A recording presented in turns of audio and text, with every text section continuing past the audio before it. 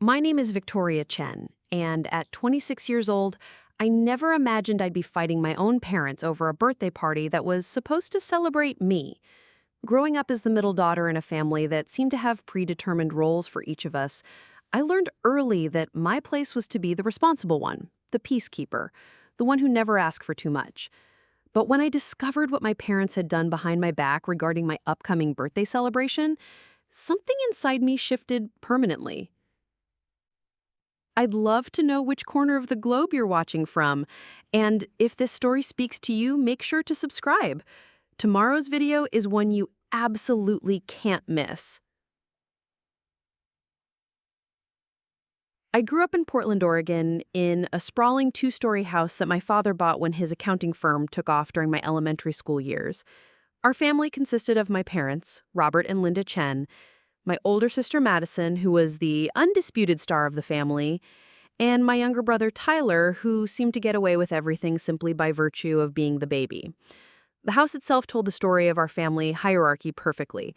Madison had the largest bedroom with an ensuite bathroom and a walk-in closet. Tyler had the room with the best view of Mount Hood, and I had the smallest room tucked away at the back of the house, overlooking our neighbors' garbage bins. From my earliest memories, I understood that our family operated on an unspoken system where everyone had their designated role.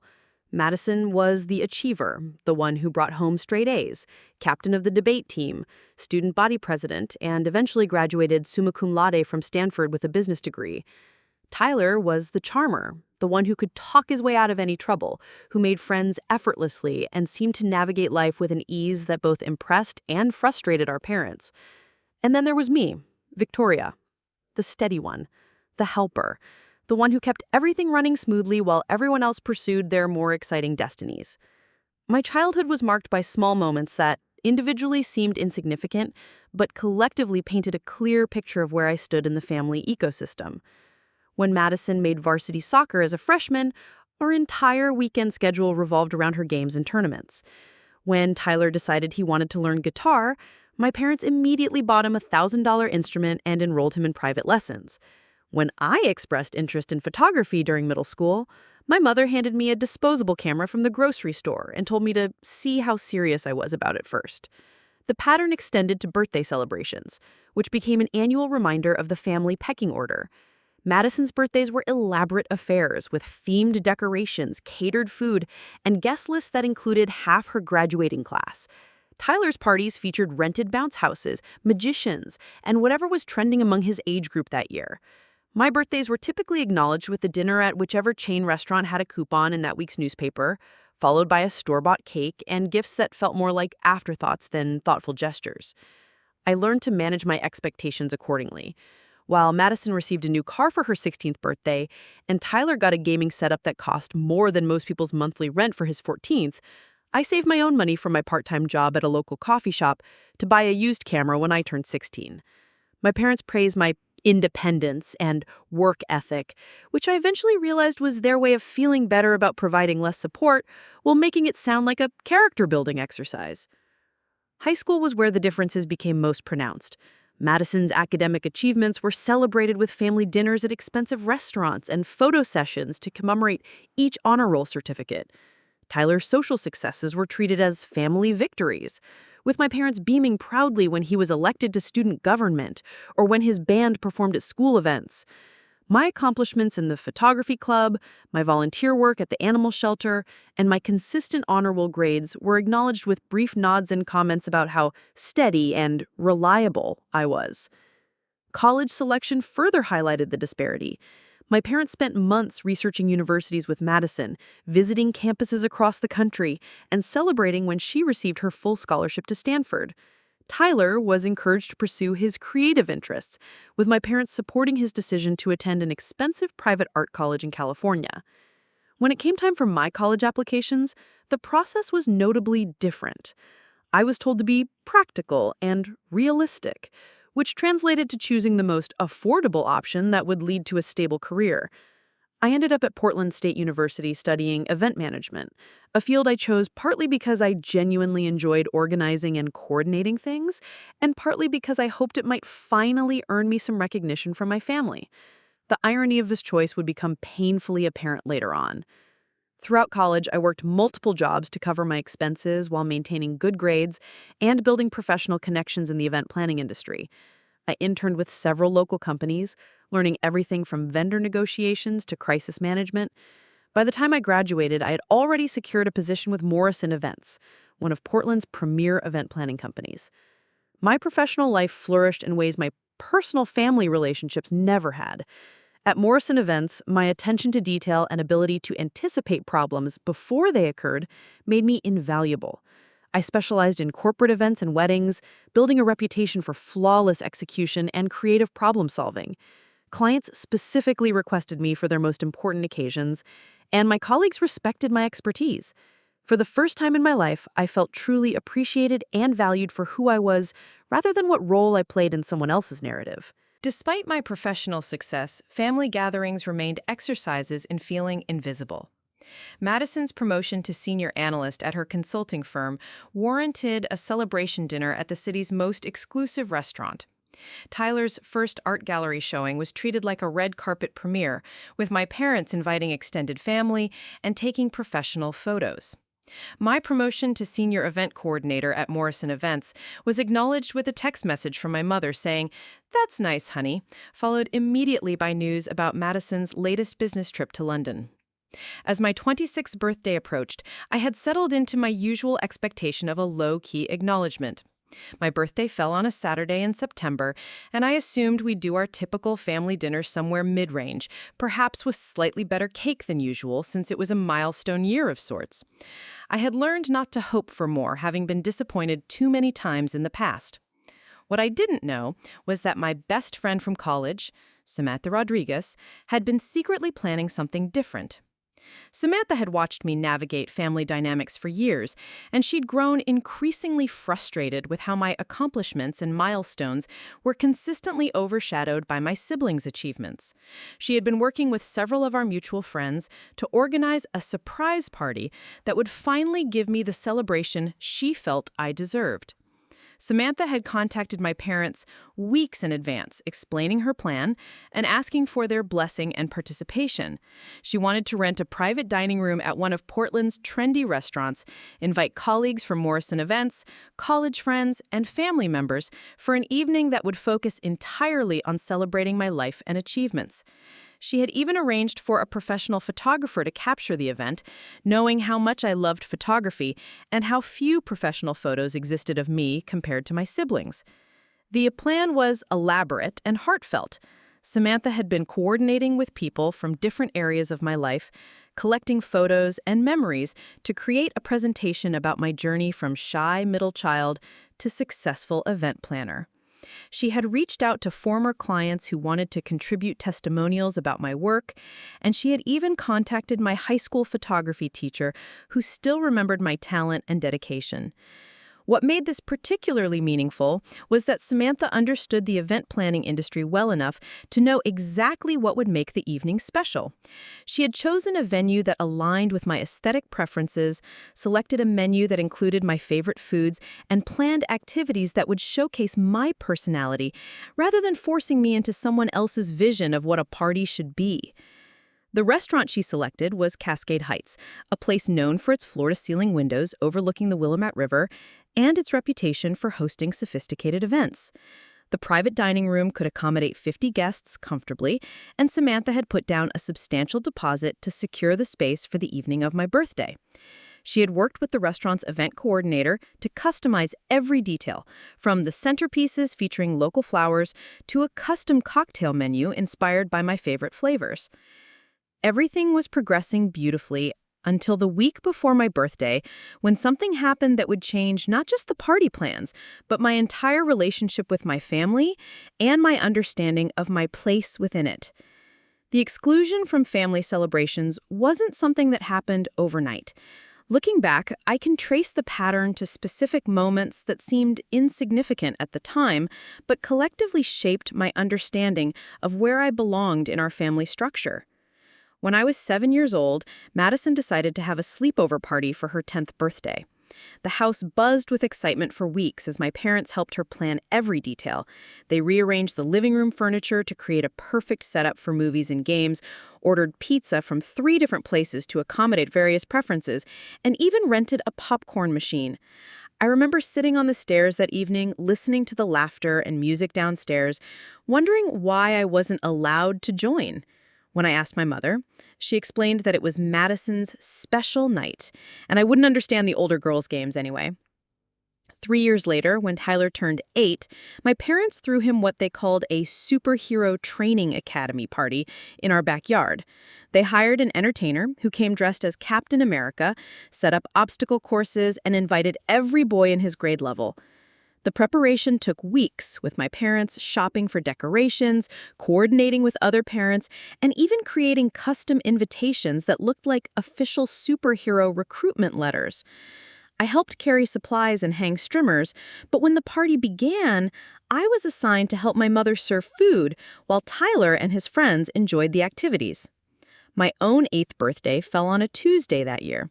My parents took me to a Chuck E. Cheese after school where we shared a small pizza, and I got to play games for exactly 1 hour before my mother announced it was time to leave because Tyler had soccer practice. The 3 of us sat at a sticky table surrounded by other families celebrating their children with groups of friends, elaborate cakes, and joyful chaos. I blew out candles on a store-bought cupcake while my parents checked their phones and discussed Tyler's upcoming tournament schedule. The pattern became more sophisticated as we grew older. Madison's middle school graduation was treated like a major life milestone. My parents invited both sets of grandparents, aunts and uncles, and several family friends to a restaurant celebration that lasted 3 hours. They had printed programs with Madison's academic achievements and future high school plans, and my father gave a speech about how proud he was of her dedication and excellence. Tyler's elementary school graduation 2 years later received similar treatment, though scaled appropriately for his age, complete with a professional photographer and a cake decorated with his favorite cartoon characters. When my middle school graduation arrived, it was acknowledged with a family dinner at Olive Garden and a card from the grocery store rack. My parents seemed surprised when I asked why we weren't doing anything special, explaining that middle school graduation wasn't really a big deal and that we should save celebrations for more significant achievements. I remember feeling confused because Madison's middle school graduation had apparently been significant enough for professional photography and extended family attendance. A lot of love and effort went into bringing this story to life. If you're enjoying it, we'd be so grateful if you'd subscribe to our channel. Now, back to where we left off. High school brought more complex examples of differential treatment. Madison's involvement in the debate team meant our family calendar revolved around her tournament schedule. My parents attended every competition, sometimes driving hours to watch her perform, and they celebrated each victory with dinner at whatever nice restaurant they could find in whichever city hosted the event. They learned the scoring system, understood the different categories, and could discuss debate strategies with genuine enthusiasm and knowledge. Tyler's interest in music transformed our house into a hub of creative activity. My parents researched the best instruments, found him private instructors, and converted the basement into a practice space with soundproofing and professional equipment. They attended every school concert, recorded his performances, and shared videos with anyone who would watch. When his band started playing at local venues, my parents became their unofficial fan club, arriving early to get good seats and staying late to help load equipment. My photography interest was met with what I now recognize as benign neglect, disguised as encouragement of independence. When I asked for help finding a photography class, my mother handed me a phone book and told me to call around myself. When I saved enough money to buy my first real camera, my parents praised my work ethic but never asked to see any of the photos I took. When I won second place in a county-wide photography contest during my junior year, they acknowledged it with the same enthusiasm they showed when I remembered to take out the garbage without being asked.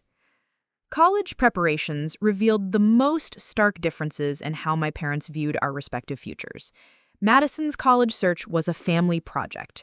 My parents took time off work to visit campuses with her, hired a college counselor to help optimize her applications, and celebrated each acceptance letter like a personal victory. They researched scholarship opportunities, attended information sessions about different majors, and could discuss the pros and cons of various universities with detailed knowledge.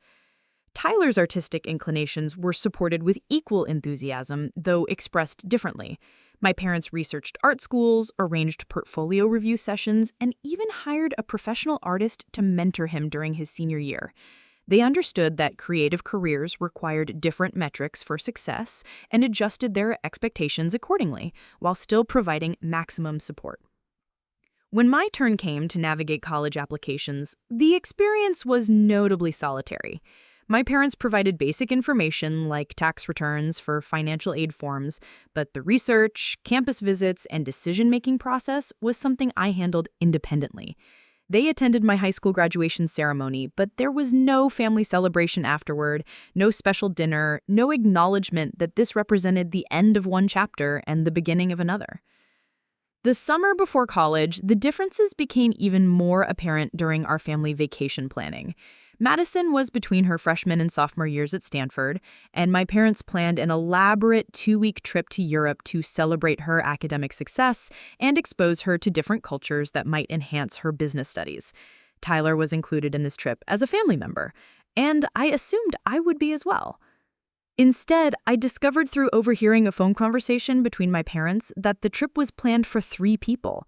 When I asked about it directly, my father explained that the timing didn't work with my job at the coffee shop, and besides, I would be leaving for college soon enough and would have plenty of opportunities for travel then.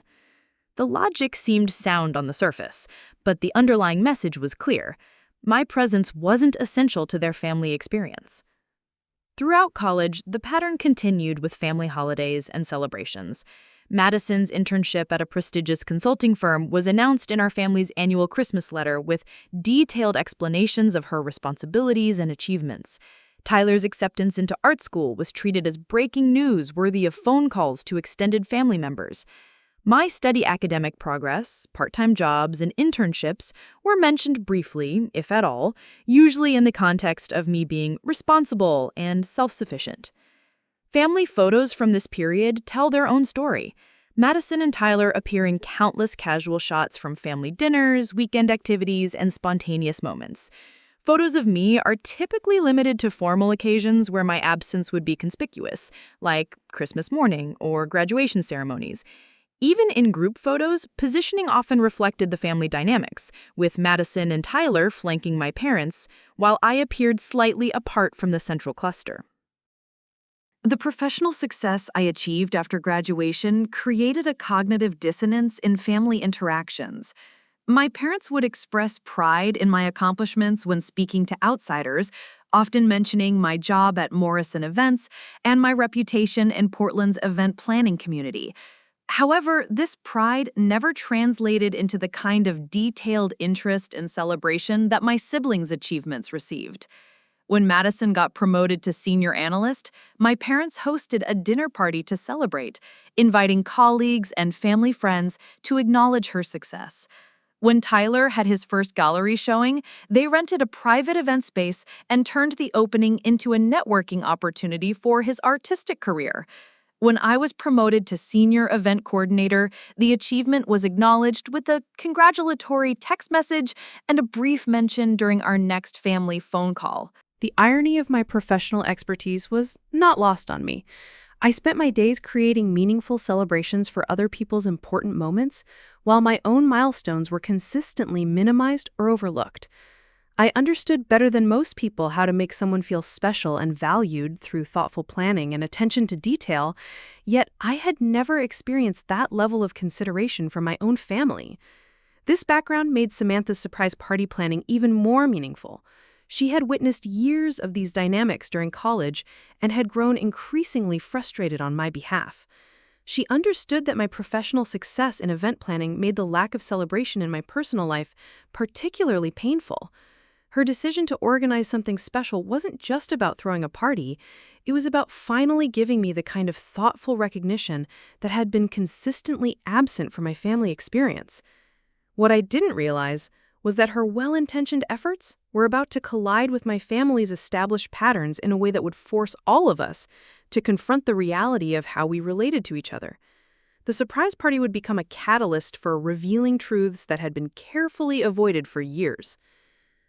The first sign that something was wrong came on a Wednesday morning, exactly 10 days before my birthday. I was at Morrison Events, reviewing final details for a corporate merger celebration we were hosting that weekend, when my phone buzzed with a text from Samantha. "Call me when you get a break. Something weird happened." I finished my vendor confirmation calls and stepped into our break room to return Samantha's call. Her voice sounded strained when she answered.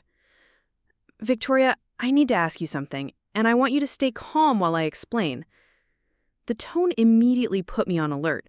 Samantha only used that voice when delivering potentially devastating news, like when she told me our college roommate had been spreading rumors about my scholarship status. "What's going on?" I asked, settling into one of the uncomfortable plastic chairs we kept meaning to replace. "Did you know that Madison is getting engaged?" The question seemed to come from nowhere. "What? No, she hasn't mentioned anything about that. Why?" She paused, and I could hear her taking a deep breath.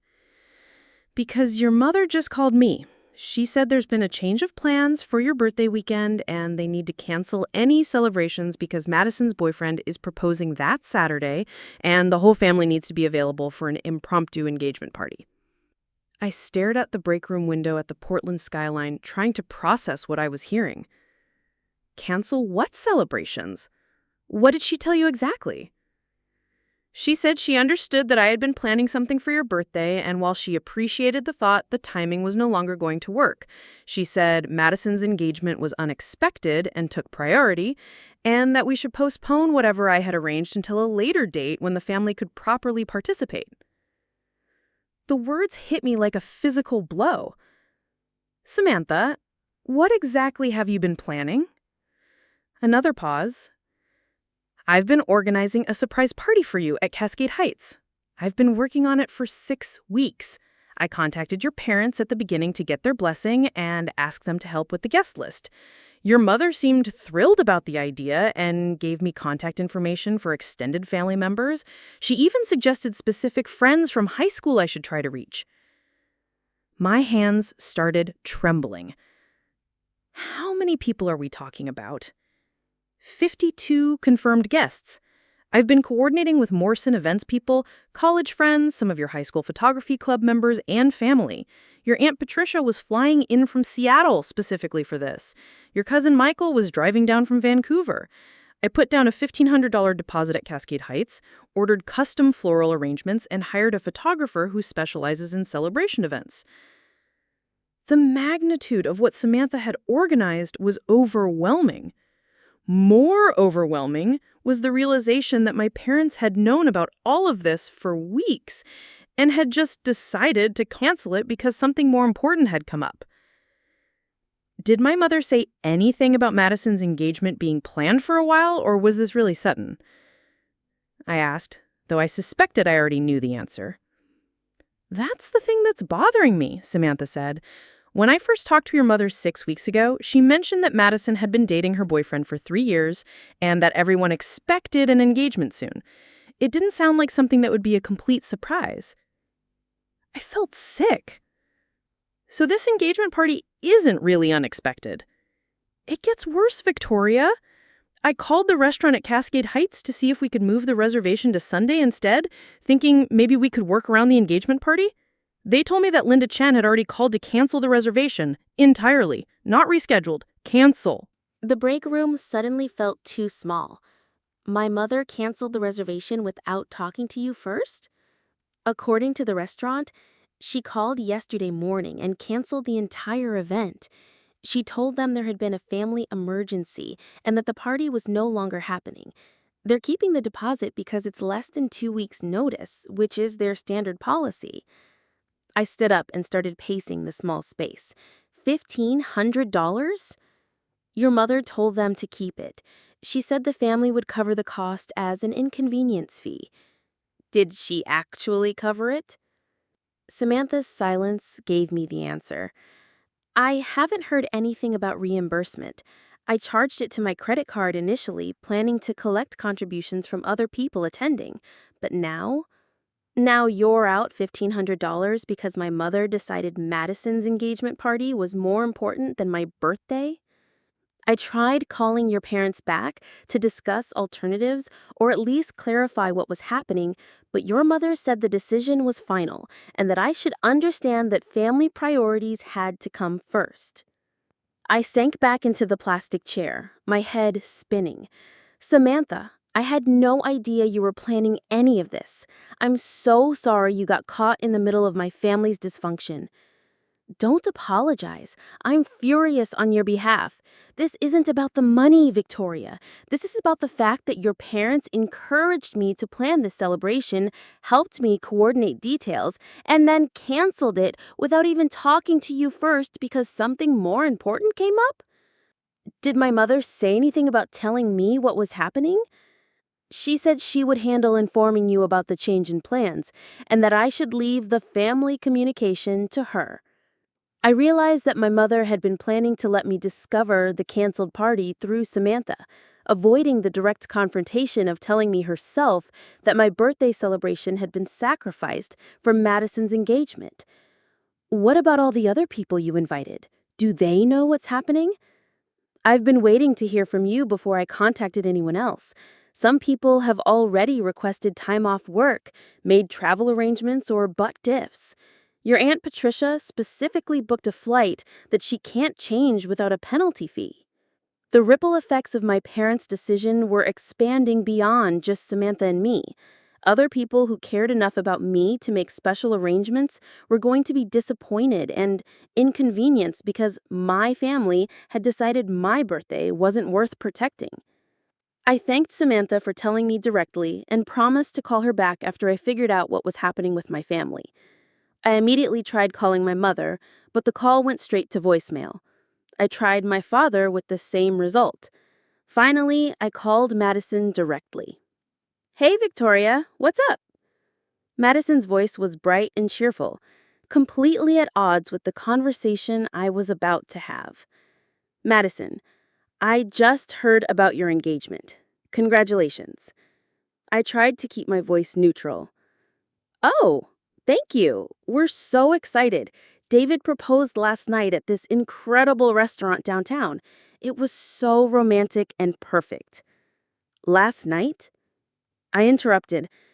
"The proposal already happened?" "Yes. Can you believe it? I'm still in shock. We're having an impromptu celebration this Saturday to share the news with everyone." "This Saturday? My birthday?" There was a pause. "Oh, right. Your birthday is this weekend, isn't it? I'm sorry about the timing, but you understand that engagements don't happen on schedule. We wanted to celebrate while everyone could still make it before people get busy with fall plans." "Madison, did you know that Samantha was planning a surprise party for me this Saturday?" Another pause, longer this time. "Mom mentioned something about that. She said it would be better to postpone it so that everyone could focus on the engagement celebration. Family should come first, right?" "Family should come first," I repeated slowly. "And where do I fit into that exactly?"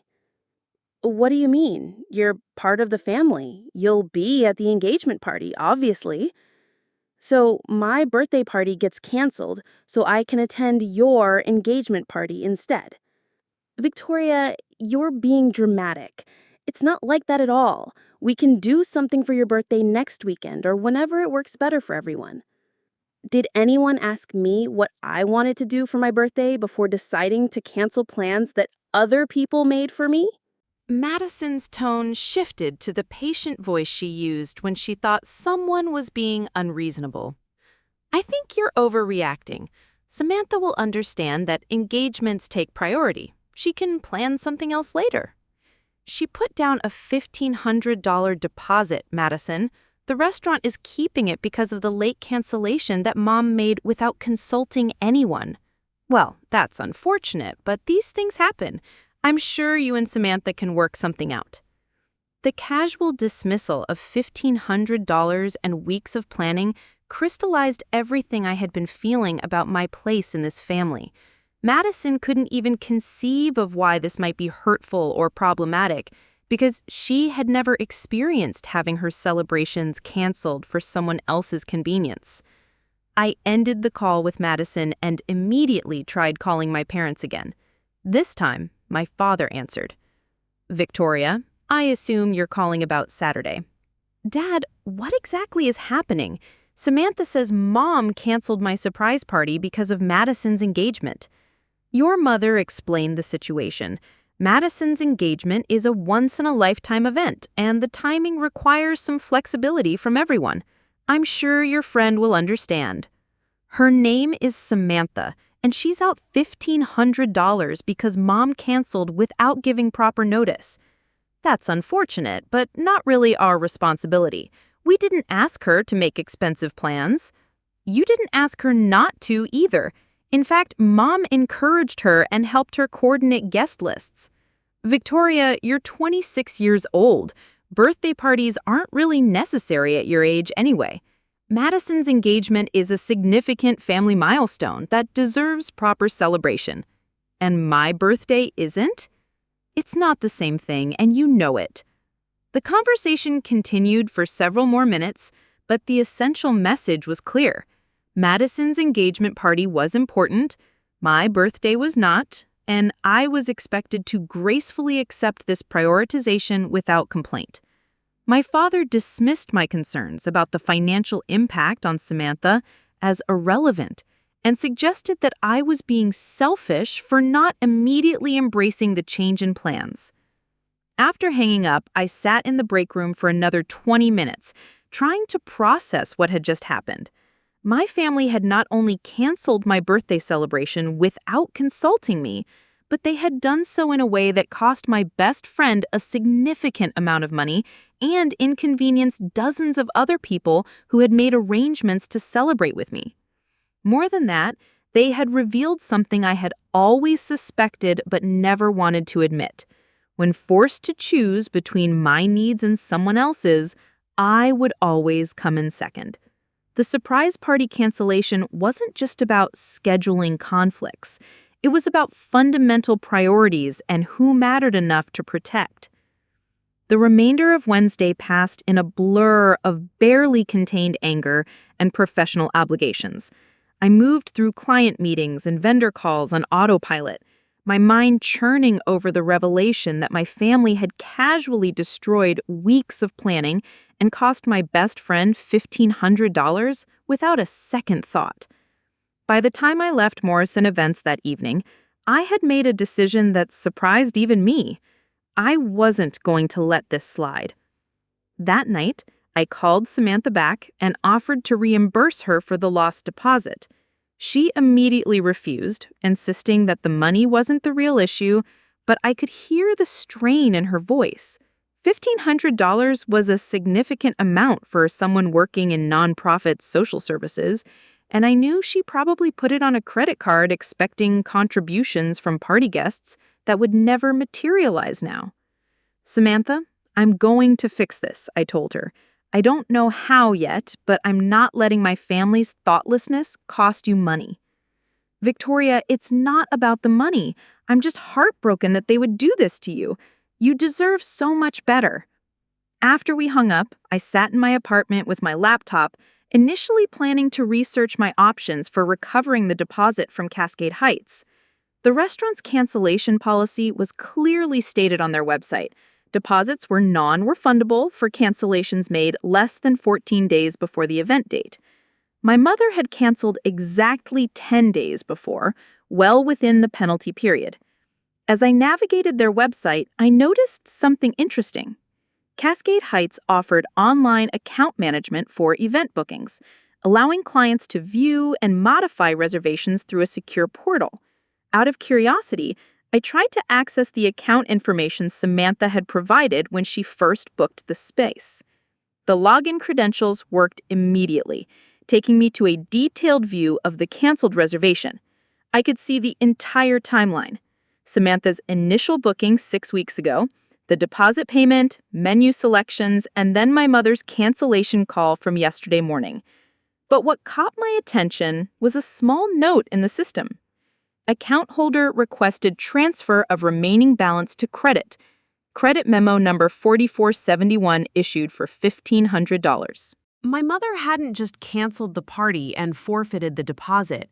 She had somehow convinced the restaurant to issue a credit memo for the full amount, essentially keeping the money for future use rather than losing it as a penalty. I screenshotted this information and dug deeper into the restaurant's policies. It took 30 minutes of reading fine print, but I finally found the relevant clause. Credit memos could be issued in cases of family emergency or significant life events at management discretion, but they expired if not used within 6 months. The credit was tied to the Chen family name and could be applied to any future reservation. I stared at my laptop screen, processing what I had discovered. My parents hadn't just canceled my party and cost Samantha money, they had manipulated the restaurant's policy to preserve the deposit for their own future use while letting my best friend believe the money was simply forfeited. The casual cruelty of this deception was breathtaking. My professional experience in event planning kicked in, and I began researching exactly what $1,500 could purchase at Cascade Heights. Their private dining room minimum was $800 for weekend evenings. Add beverages, upgraded menu options, and service charges, and $1,500 would cover a sophisticated dinner party for 12 to 15 people. An idea began forming in my mind. It was audacious and potentially destructive, but it felt proportional to what my family had done. If they could cancel my celebration and manipulate restaurant policies to keep the money, perhaps I could show them exactly what that felt like. I spent Thursday morning at work researching my options and refining my plan. During my lunch break, I called Cascade Heights and spoke with Marcus, the event coordinator who had been working with Samantha on my original party. Marcus, this is Victoria Chen. I'm calling about the canceled reservation from yesterday for this Saturday. Oh, yes, Ms. Chen. I'm so sorry about the family emergency that required the cancellation. Your mother explained the circumstances. Actually, that's why I'm calling. The emergency has been resolved, and we'd like to use the credit memo to book a smaller, more intimate celebration for Saturday evening. Wonderful! I'm so glad things worked out. What kind of event are you thinking? I had prepared for this conversation carefully. We'd like to do a celebration dinner for Madison's engagement, something elegant for about 14 people in the private dining room. That sounds perfect. Let me pull up the credit memo information.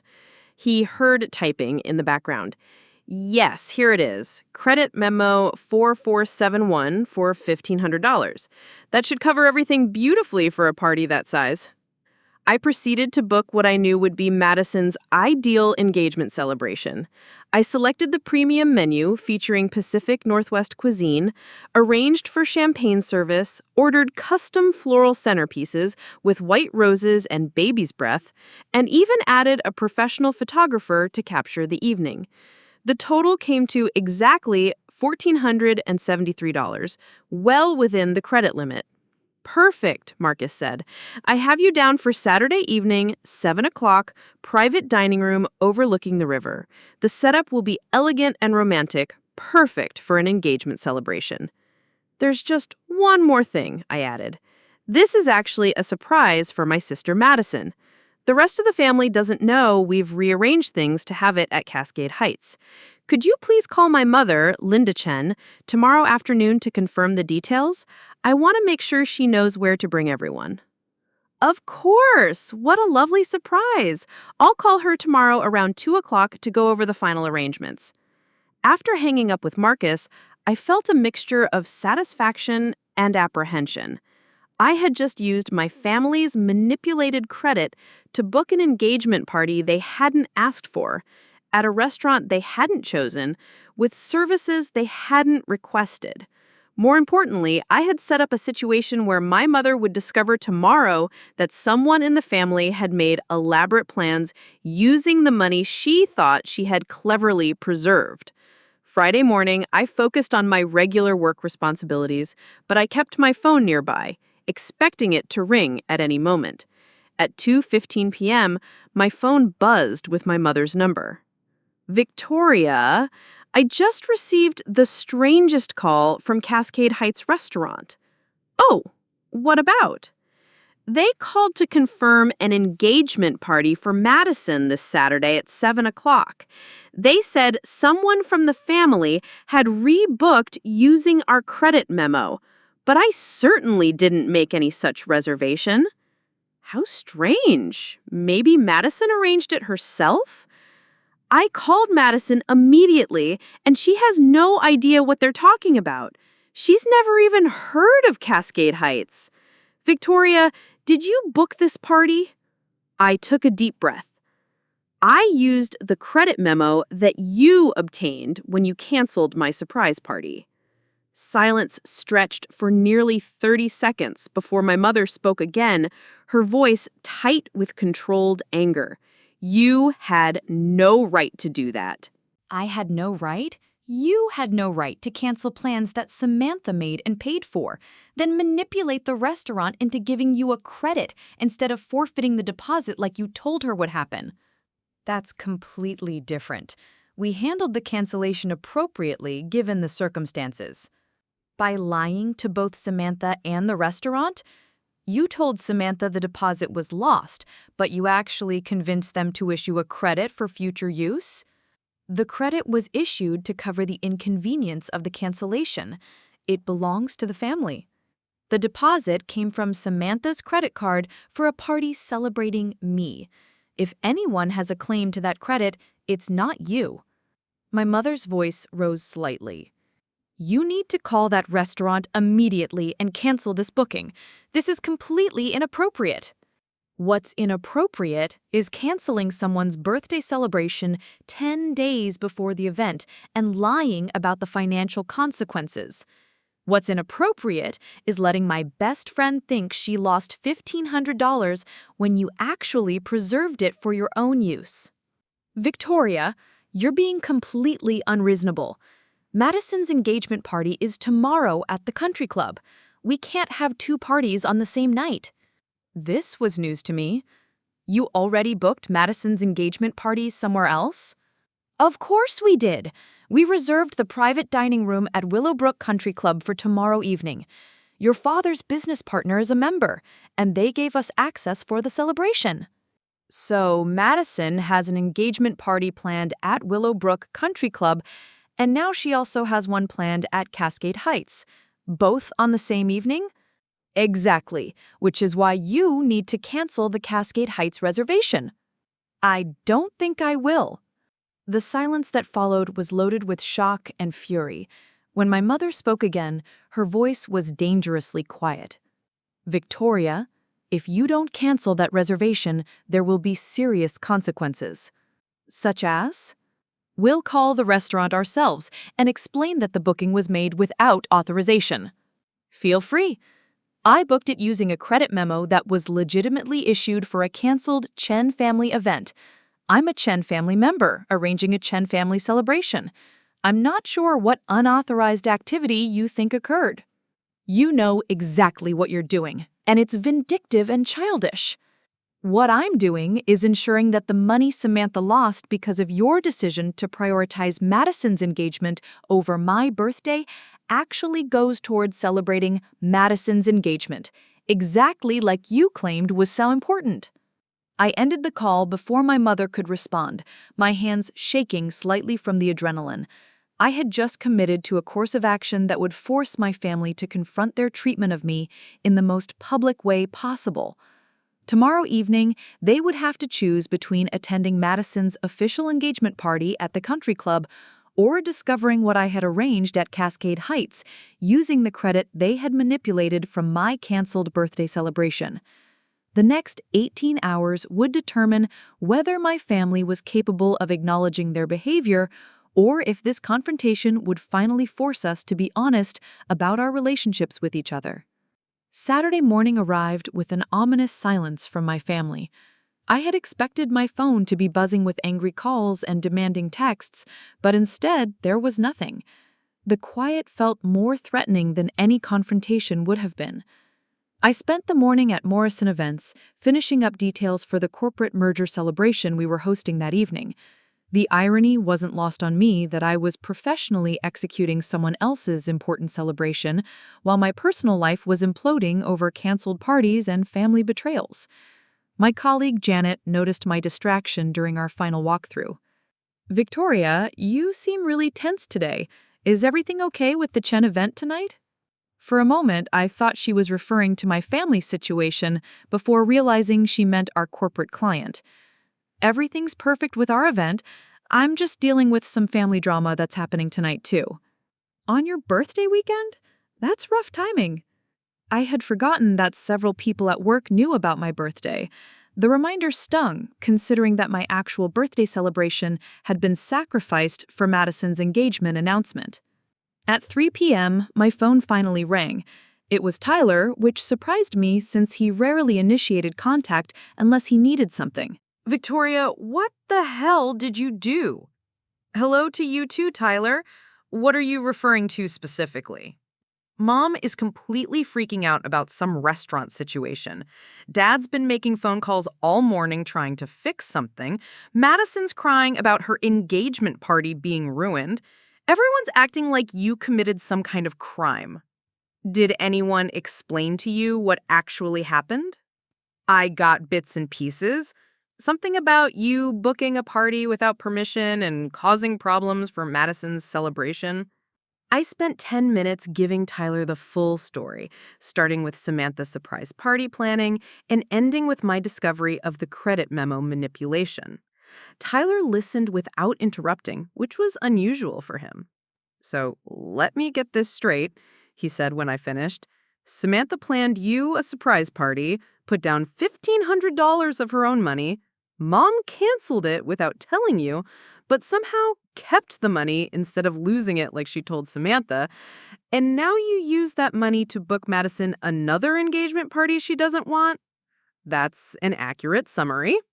Tyler was quiet for a moment. "Victoria, that's actually kind of brilliant and also completely insane."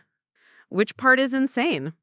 "The part where you're about to blow up our entire family over a birthday party." "Tyler, this isn't about a birthday party. This is about the fact that our parents think it's acceptable to cancel my celebrations, cost my friends money, lie about the financial consequences, and then expect me to be grateful for the opportunity to attend Madison's engagement party instead." "Okay, when you put it like that, it does sound pretty messed up." "It is messed up. The question is whether anyone in this family is willing to admit it." For what it's worth, I think Mom and Dad were wrong to cancel your party. But Victoria, what you've done is going to make everything worse." "How could it possibly be worse? I'm already completely excluded from family decisions that affect me. At least now they have to acknowledge that their actions have consequences."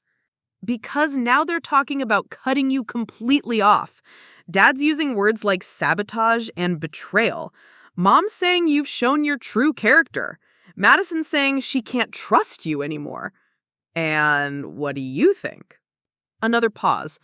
"I think you've been treated like crap for years, and I think you finally snapped. I just wish you had found a way to make your point that didn't involve Madison's engagement." "Madison's engagement isn't being affected. She still has her party at the country club tonight.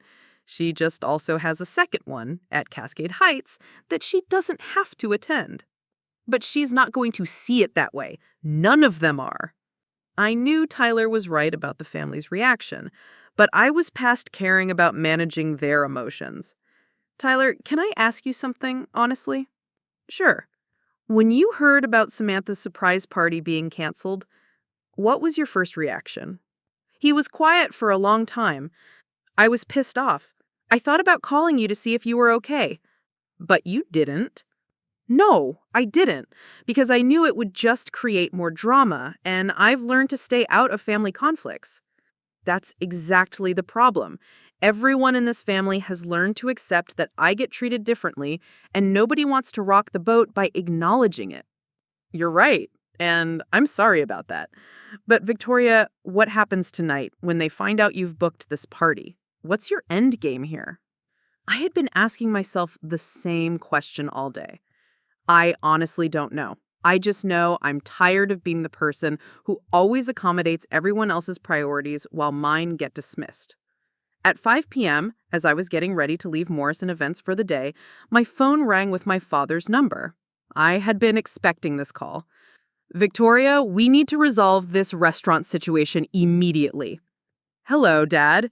I assume you're calling about the Cascade Heights reservation. I'm calling about your completely inappropriate manipulation of a family situation. You need to cancel that booking right now. I'm not going to do that. Victoria, you're forcing us to choose between attending Madison's actual engagement party and dealing with whatever stunt you've pulled at this restaurant. Nobody's forcing you to do anything. Madison's engagement party is at Willowbrook Country Club.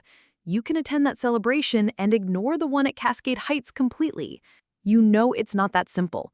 The restaurant is expecting our family to show up. They've prepared food and decorations. They think we're hosting Madison's engagement party there.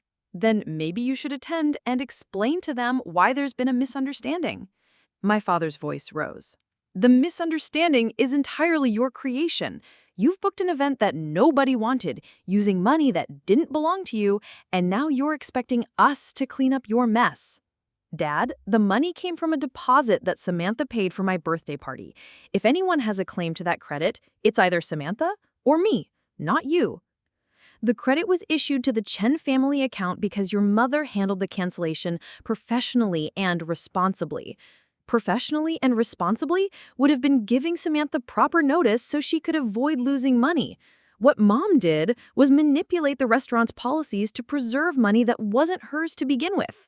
You have no right to make judgments about how we handled that situation. I have every right when your decisions affect my friends and cost them money. The conversation continued in circles for another 10 minutes, with my father demanding that I cancel the reservation and me refusing to do so. Finally, he played what I knew would be his trump card. Victoria, if you go through with this, don't expect to be welcome at family events in the future. You're destroying relationships that you won't be able to repair. Dad, what relationships am I destroying exactly? The relationship where you cancel my birthday party without consulting me? The relationship where you prioritize Madison's engagement over everything else in my life? The relationship where you lie to my friends about financial consequences? You're twisting everything to make yourself look like a victim. I'm not twisting anything. I'm just refusing to pretend that how you've treated me is acceptable. At 6:30 p.m., I received a group text that included Madison, Tyler, and both my parents. The message was from my mother. Family meeting at Willowbrook Country Club at 6:45 p.m. before the engagement party. Victoria, you need to be there to resolve this situation. I responded to the group. I have other plans this evening. Enjoy Madison's engagement party. Madison texted back immediately. Victoria, please don't do this to me. This is supposed to be the happiest day of my life. I stared at her message for a long time before responding. Madison, you have a beautiful engagement party planned at the country club with everyone you care about attending. I hope it's everything you want it to be. Tyler sent a private message. Are you really not coming tonight? I wasn't invited to help plan Madison's engagement party. I'm not needed to celebrate it either. But you're still family. Am I? Because it doesn't feel like it. At 7 p.m., I was sitting in my apartment when my phone started ringing with calls from Cascade Heights. I let them go to voicemail, knowing that my family had probably called to explain the situation. The first voicemail was from Marcus, the event coordinator. Ms. Chen, I'm calling because there seems to be some confusion about tonight's event. Your mother called to say that the engagement party has been canceled, but we have everything prepared and ready for your guests. Could you please call me back to clarify what's happening? The second voicemail came an hour later. Ms. Chen, we still haven't heard from you, and we're not sure how to proceed. We have champagne chilled, flowers arranged, and food prepared for 14 people, but no one has arrived yet. Please call us back as soon as possible. I finally called Marcus back at 8:30 p.m. Marcus, this is Victoria Chen. I'm sorry for the confusion tonight. Ms. Chen, thank goodness. We've been trying to reach someone from your family all evening. Is the engagement party still happening? Marcus, I need to apologize. There was a miscommunication within my family about tonight's celebration. The engagement party is happening, but it's at a different location. I should have called to let you know. Oh no, we have everything prepared here. What would you like us to do with the arrangements? I made a decision that surprised even me. Marcus, I'm going to come to the restaurant right now. Don't let anything go to waste. 30 minutes later, I walked into Cascade Heights wearing jeans and a sweater, completely underdressed for the elegant celebration that had been prepared. Marcus met me at the entrance with a concerned expression. Miss Chen, I'm so sorry about the confusion. Everything is ready in the private dining room. He led me to the space that Samantha had originally booked for my surprise party. The room was breathtaking. White roses and baby's breath adorned every table, champagne glasses sparkled in the candlelight, and elegant place settings waited for guests who would never arrive. It was exactly the kind of celebration I had always wanted, but never received. This is beautiful, I told Marcus. I'm sorry my family's dysfunction wasted your efforts. What would you like to do? We can pack everything up, or... Actually, Marcus, could you set up a table for one? I'd like to stay and enjoy what you've prepared. He looked puzzled, but professional. Of course. Would you like me to reduce the service, or just bring me one of everything you prepared for the party? I want to experience what a proper celebration feels like. For the next 2 hours, I sat alone in the elegant private dining room, eating a gourmet meal meant for 14 people and toasting myself with champagne while a professional photographer documented the most surreal birthday celebration of my life. Marcus and his staff treated me with the same attentiveness they would have shown at a full party, never making me feel awkward about dining alone in a space designed for group celebration. As I sat there, surrounded by the beauty Samantha had envisioned for my surprise party and the elegance I had arranged for Madison's fictitious second engagement celebration, I realized that I had finally given myself the kind of thoughtful, intentional celebration that my family had never provided. It wasn't the birthday party I had originally wanted, but it was something else entirely, proof that I deserved better treatment and the courage to demand it. The Sunday after my solitary celebration at Cascade Heights, I woke up to 17 missed calls and 43 text messages. The fallout from Saturday night had spread beyond my immediate family to include aunts, uncles, cousins, and family friends who had apparently been briefed on my destructive behavior during Madison's engagement party. My Aunt Patricia, who had been planning to fly in from Seattle for my surprise party, left a voicemail that cut particularly deep. Victoria, I am shocked by what your mother told me about last night. I never would have expected such selfish behavior from you. Your sister's engagement should be a time of joy for the whole family, not an opportunity for you to cause drama. The irony was painful. Aunt Patricia had been willing to travel and spend money to celebrate my birthday, but now she was condemning me for disrupting an engagement party that had proceeded exactly as planned at the country club. My family had managed to frame my actions as sabotaging Madison's celebration, when in reality, Madison's party happened without any interference from me.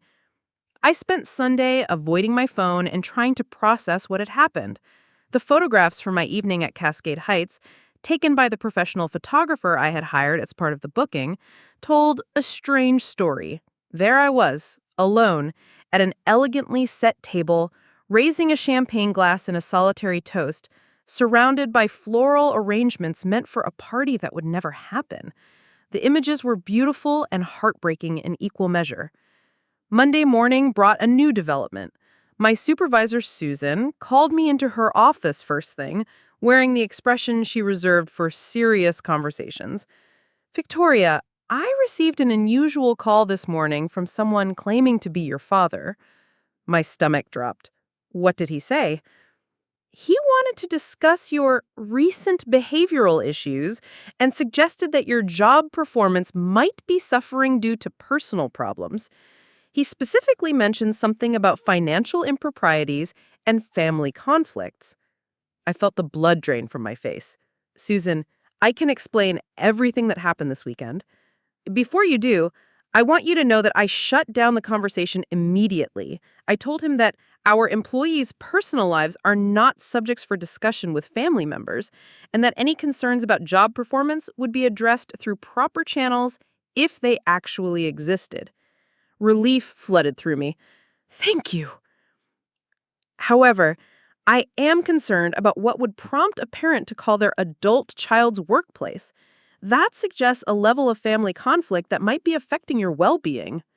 I spent the next 30 minutes explaining the entire situation to Susan, from the canceled surprise party to my discovery of the credit memo manipulation to my decision to book the engagement party at Cascade Heights. Susan listened without judgment, occasionally asking clarifying questions. Victoria, I have to say, your response was certainly creative. As an event planner, you understand the financial and logistical implications of last-minute cancellations better than most people. Your family's casual dismissal of the cost to your friend would be particularly insulting given your professional expertise. Do you think I went too far? Susan considered the question carefully. I think you reached a breaking point and responded in a way that forced your family to confront consequences they had been avoiding. Whether that was the most productive approach is something only you can determine. My father calling my workplace suggests they're not interested in confronting anything. They want to punish me for not accepting their treatment quietly. Which brings me to my next concern, Victoria. You're an excellent employee and a valued member of our team. If your family continues to interfere with your professional life, we need to address that immediately. I'm also worried about the emotional toll this conflict is taking on you. Susan suggested I consider using our employee assistance program, which included counseling services. She also made it clear that any further attempts by family members to contact my workplace would be documented and could result in legal action if they persisted. That afternoon, I called the Employee Assistance Program and scheduled an appointment with Dr. Rachel Martinez for the following week. I had never been to therapy before, having always been the family member who handled problems independently, but the events of the weekend had shaken my confidence in my ability to navigate this situation alone. Tuesday brought a certified letter from a law firm. My hands trembled as I opened it, fearing that my parents had somehow found legal grounds to pursue action against me. Instead, the letter was from Madison's attorney demanding that I cease any harassment or interference with her engagement celebrations and threatening legal consequences if I continued to disrupt family events. The legal threat was absurd. I had attended 0 family events and had no plans to attend any in the future, but it demonstrated how far my family was willing to go to paint me as the aggressor in this situation. Madison had hired a lawyer to protect herself from a sister who had spent one evening dining alone at a restaurant. I forwarded the letter to a lawyer friend from college who called me back within hours laughing. Victoria, this is the weakest cease and desist letter I've ever seen. What exactly are you supposed to cease and desist from? Eating dinner by yourself? They have no legal standing here. This is just intimidation. Should I be worried? Only about the fact that your family is willing to waste money on legal fees to send you threatening letters about non-existent violations. Save the letter, but don't lose any sleep over it. Wednesday evening, Tyler called for the first time since Saturday. Victoria, we need to talk. I'm listening. I went to Madison's engagement party at the country club on Saturday. It was beautiful and elegant, and she was happy. But the whole evening, people kept asking where you were. When Mom and Dad explained that you had created a conflict and couldn't attend, people started asking questions. What kind of questions? Aunt Patricia asked why you would have a conflict during Madison's celebration. Cousin Michael wanted to know if you were okay since you hadn't responded to his messages about flying down for your birthday. Uncle James asked if there was some kind of family emergency that was keeping you away. I felt a flicker of hope. What did Mom and Dad say? That's the thing. Their explanations weren't adding up. When people asked about your birthday plans, Mom said those had been postponed due to Madison's engagement announcement. But Aunt Patricia remembered that Samantha had called her weeks ago about a surprise party that was already planned. The timeline didn't make sense. Did anyone figure out what really happened? Uncle James did. He's an accountant, remember? He started asking detailed questions about the timing of Madison's engagement versus your birthday party planning. When he realized that Samantha had been organizing something for weeks and it got canceled just days before the event, he got really quiet. How did Mom and Dad handle that? They got defensive and changed the subject. But Victoria, I could see Uncle James doing math in his head about cancellation policies and deposits. He knows the event planning business from his corporate work. Tyler paused before continuing. After the party, he pulled me aside and asked for your phone number. He said he wanted to hear your side of the story. Did you give it to him? I did. But Victoria, I also need to tell you something else. Madison wasn't as happy as she appeared on Saturday night. What do you mean? She kept asking me if I thought you were okay. She said she felt weird celebrating her engagement when you were having some kind of breakdown over your birthday. I'm not having a breakdown. I know that, and I told her that, but she's been talking to Mom and Dad about what happened, and they've convinced her that you're going through some kind of emotional crisis that made you act irrationally. Tyler, do you think I'm having an emotional crisis? He was quiet for a long time. I think you're finally standing up for yourself after years of being treated like your feelings don't matter. I think Mom and Dad are panicking because they can't control the narrative anymore. And I think Madison is starting to realize that maybe the way our family works isn't as fair as she always assumed. What makes you say that? Because she asked me if I thought you were right about being excluded from family events. When I started listing examples, she got really uncomfortable. She said she never realized how often you weren't included in things.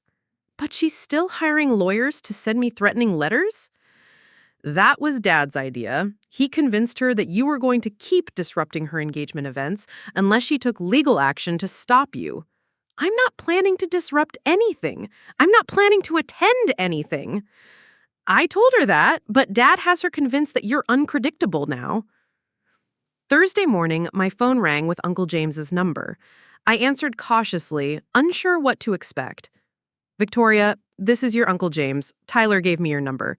Do you have a few minutes to talk? Of course, Uncle James. I wanted to call because the explanations I heard at Madison's engagement party didn't add up, and I've been in business long enough to know when someone's not telling the whole story. I spent 20 minutes giving Uncle James the complete timeline of events, including the financial details about Samantha's deposit and my parents' credit memo manipulation.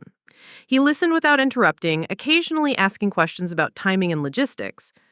Victoria, I owe you an apology. For what?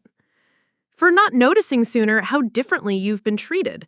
I've been to dozens of family events over the years, and now that I'm thinking about it systematically, you've been absent from a lot of them. I wasn't invited to most of them.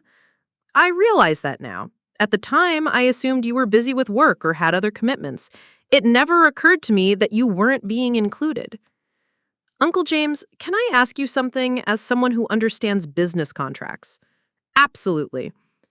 Was what I did with the reservation restaurant legally wrong? From a contracts perspective? No.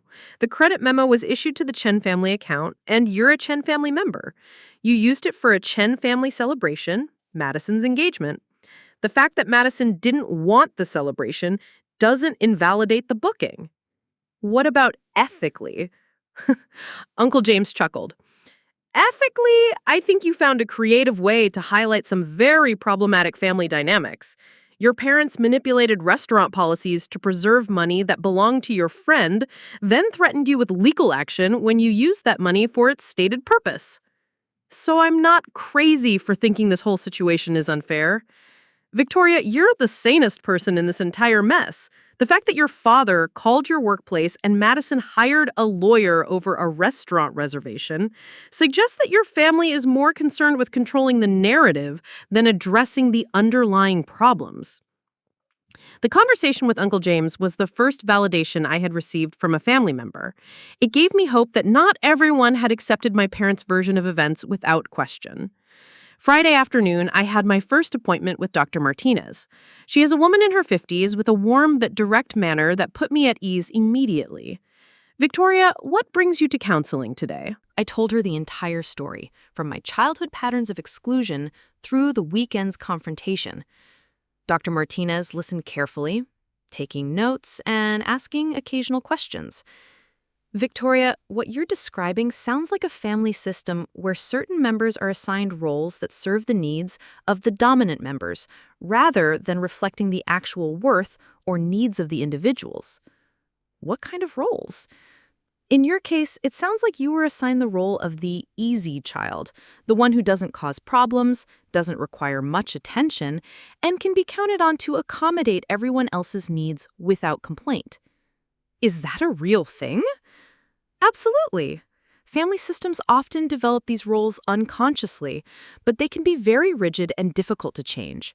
When someone steps out of their assigned role, as you did this weekend, the system typically reacts strongly to push them back into place. So, the legal threats and workplace calls are attempts to push me back into being the easy child? It sounds like it. Your family is experiencing discomfort because you're no longer accepting treatment that you've tolerated for years. Rather than examining why you might have reached a breaking point, they're focusing on punishing you for disrupting the status quo. Over the next several sessions with Dr. Martinez, I began to understand the psychological patterns that had shaped my family relationships. More importantly, I started developing tools for setting boundaries and communicating my needs more effectively. The healing process was slow and sometimes painful, but for the first time in my life, I felt like I was building a foundation for relationships based on mutual respect rather than assigned roles. 2 months after the Cascade Heights incident, I was standing in my bathroom mirror getting ready for work when I realized something fundamental had changed. For the first time in my adult life, I wasn't mentally rehearsing conversations with my family members or strategizing how to avoid potential conflicts. The constant background anxiety of trying to manage everyone else's emotions had simply disappeared. My sessions with Dr. Martinez had given me tools I never knew I needed. During our 4th meeting, she introduced a concept that revolutionized how I understood my relationships. Victoria, you've mentioned several times that you feel responsible for other people's reactions to your choices. Can you tell me where you learned that responsibility? I thought about her question. I guess I learned that keeping peace in the family was more important than expressing my own needs. And what happened when you tried to express needs anyway? I was told I was being difficult, demanding, or ungrateful. So, you learned that your emotional safety depended on suppressing your authentic responses to unfair treatment. The clarity was overwhelming. I had spent 26 years monitoring everyone else's comfort level and adjusting my behavior accordingly. No wonder I felt exhausted after family interactions. What would it look like to prioritize your own emotional safety? Dr. Martinez asked. I have no idea. I've never tried it. That's exactly where we need to start. Armed with this new perspective, I began experimenting with small acts of self-advocacy. When a colleague at Morrison Events consistently dumped last-minute tasks on my desk Friday afternoons, I started politely declining unless they were genuine emergencies. When friends made plans that involved activities I didn't enjoy, I suggested alternatives instead of automatically agreeing. The results were surprising. Instead of the conflict and rejection I expected, most people respected my boundaries and adjusted their requests accordingly. The colleague started planning better and actually thanked me for helping him manage his time more effectively. Friends appreciated knowing my actual preferences rather than trying to guess what I wanted. The professional breakthrough came in November when Morrison Events was hired to coordinate a high-profile merger celebration. The client was demanding, with constantly changing requirements and unrealistic timeline expectations. Historically, I would have absorbed the stress, worked unpaid overtime, and managed the client's anxiety at the expense of my own well-being. Instead, I scheduled a meeting with the client to establish clear project parameters. I want to ensure we deliver exactly what you need, but I need to outline our process for handling modifications so we can maintain quality while staying within budget and timeline. I presented a structured approach with specific deadlines for changes, additional fees for rush requests, and defined communication channels. Rather than being offended, the client seemed relieved to have clear guidelines. This is exactly what we needed, the project manager said. Our previous event planners just said yes to everything and then delivered subpar results because they were scrambling to accommodate every change. The event was one of our most successful, and the client specifically requested me for their next project. My supervisor, Susan, pulled me aside afterward. Victoria, I don't know what's changed in your approach lately, but your professional confidence has transformed your client relationships. Have you considered taking on more senior responsibilities? Within 6 weeks, I was promoted to lead coordinator with a 20% salary increase and my own junior staff member. For the first time in my career, I felt genuinely excited about my professional future rather than just grateful to be competent. The family situation remained complicated, but I was surprised by developments I hadn't anticipated. In early December, my phone rang with a number I didn't recognize. Victoria, this is your Aunt Patricia. I hope you don't mind me calling directly. Of course not, Aunt Patricia. How are you? I'm calling because I've been thinking about your birthday situation, and I have some questions that your parents haven't been able to answer satisfactorily. She explained that several family members had been comparing notes about the timeline of events around my canceled surprise party and Madison's engagement announcement. When I put together this sequence of what actually happened, your parents' explanations don't make sense. Madison got engaged on Thursday night, but Samantha's party was canceled on Friday morning. There was no scheduling conflict. That's correct. Victoria, I made expensive travel arrangements to attend your surprise party. I cleared my weekend schedule and booked a non-refundable flight. When your mother called to say the party was canceled due to a family emergency, I assumed someone was sick or injured. I'm sorry you were inconvenienced, Aunt Patricia. That's not why I'm calling. I'm calling because I think you were treated unfairly, and I want you to know that not everyone in the family accepts your parents' version of events. She continued, I've been thinking about family dynamics for the past few months, and I'm realizing there have been patterns I didn't notice before. When was the last time I was invited to celebrate one of your achievements? The question hung in the air. I can't remember, Aunt Patricia. Neither can I, but I can remember dozens of celebrations for Madison and Tyler. That's not coincidental, is it? No, it's not. I owe you an apology for not noticing sooner, and I want you to know that several family members have been having similar realizations. The conversation with Aunt Patricia was validating in ways I hadn't expected, but more importantly, it helped me understand that my confrontation with my parents had forced other people to examine family dynamics they had previously accepted without question. Christmas approached with unexpected complications for my parents. Tyler called to update me on family holiday planning. Victoria, things are getting weird around Christmas dinner. How so? Madison told Mom and Dad that she's not comfortable celebrating Christmas without you there. She said it feels wrong to have a family celebration when one family member has been excluded over what she called a misunderstanding. Madison called it a misunderstanding? She's been asking a lot of questions about what actually happened with your birthday party. When she tried to explain your absence to David's family, she realized the narrative didn't make sense.